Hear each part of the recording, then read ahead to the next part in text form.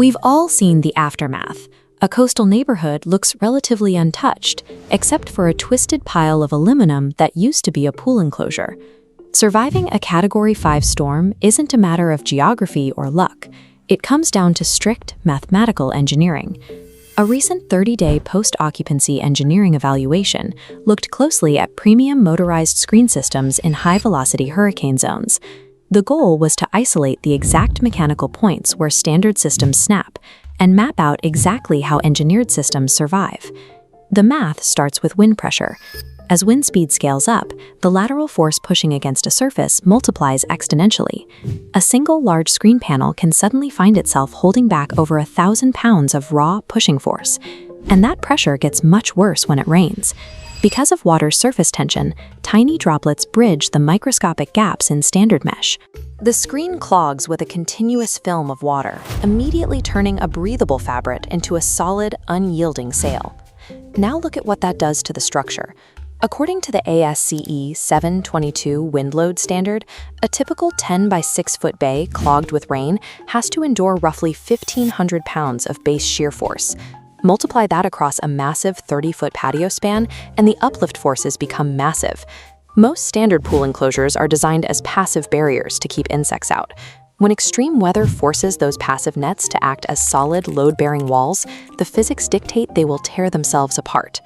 To legally survive these forces in Florida, a system has to pass the Miami-Dade Notice of Acceptance testing, specifically Task 201, 202, and 203. That means surviving high-speed timber impacts and hundreds of violent cyclic push and pull pressure fluctuations. Older motorized screens usually fail at the track. They use a rigid zipper welded to the fabric and trapped inside a fixed aluminum channel. When wind balloons the screen outward, all that kinetic energy concentrates on a single microscopic weld until the track binds, the motor jams, or the fabric rips right out. Premium engineering solves this by decoupling the fabric from the rigid housing, using kinetic magnetic tension. Inside the housing, a free-floating inner track uses rare earth neodymium magnets to yield slightly under a heavy wind gust.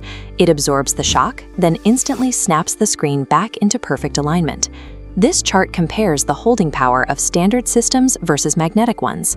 A typical spring-based tension system provides roughly 3 to 5 pounds of pulling force.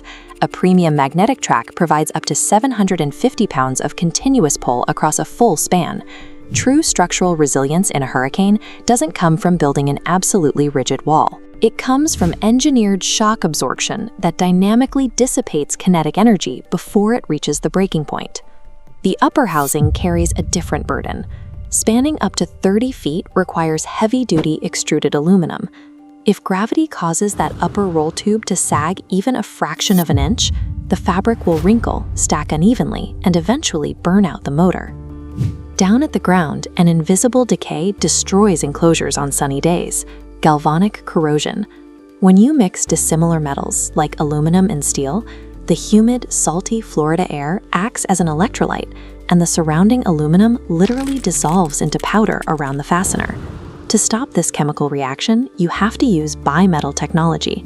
The tracks here are secured using Stahlgard-coated 410 stainless steel concrete screws. These isolate the metals while maintaining the immense pull-out resistance needed to hold the superstructure down. And those anchors must go into a proper foundation. The Florida Building Code explicitly requires motorized screens to be bolted into a reinforced concrete slab. Anchoring high-tension screens into dirt or unpermitted decorative pavers is a mathematical guarantee of structural failure. You could install the most advanced magnetic track on Earth, but if you ignore the microscopic chemical reactions happening at the base anchor, the entire system is worthless. This bar chart visualizes the hydrostatic burst strength of screen textiles. Standard fiberglass insect screens rupture around 305 psi, but premium aramid reinforced textiles, engineered with high-tenacity fibers similar to Kevlar to deflect Category 5 flying debris, scale past 1,250 psi. Lifting these heavy textiles across 30-foot spans requires specialized electromechanics. The internal tubular motors must provide massive torque, up to 50 Newton meters, while remaining permanently sealed inside IP55 moisture-rated housings. These motors use smart obstacle detection, note stops and reverses if the screen hits patio furniture, preventing the fabric from rewinding backwards and destroying itself. They also meet strict NEC 680 electrical codes, ensuring no stray voltage ever reaches your pool water. By combining aramid textiles, heavy-duty metallurgy, and smart electromechanics, a simple patio screen becomes an active, automated defense grid for your home.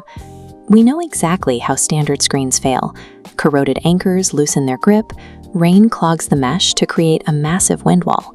The aluminum columns sway, the rigid zipper tracks bind, and the system suffers a blowout. Screen Factory Florida bypasses this cascade entirely. By utilizing reinforced anchor technology, their installations lock the superstructure down, allowing it to perform like monolithic concrete. The real-world data backs this up. During Hurricane Milton, while unengineered neighboring structures were obliterated, properly engineered cages stood strong, fully protecting homes behind them.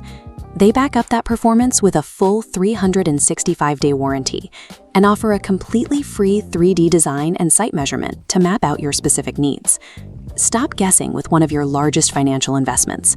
Click the link or call the number on screen to schedule your measurement and get the peace of mind that comes from knowing your home is engineered to survive.